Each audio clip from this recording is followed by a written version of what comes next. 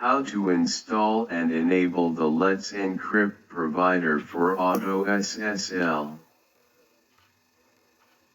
In panel/WHM, Linux server,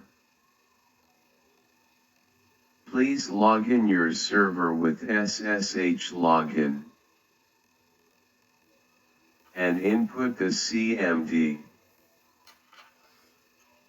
/usr/local/panel/script/install Let's Encrypt AutoSSL provider.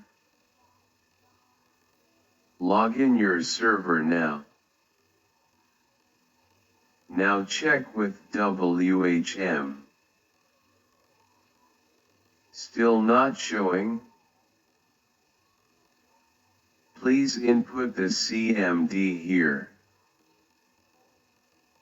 Install git cd/root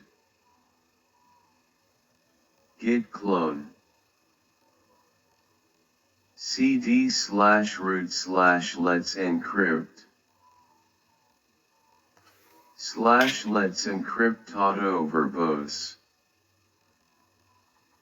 If you find an error, failed to load information for the AutoSSL module Let's Encrypt, couldn't open /root/.panel/Let's Encrypt TOS cache, no such file or directory.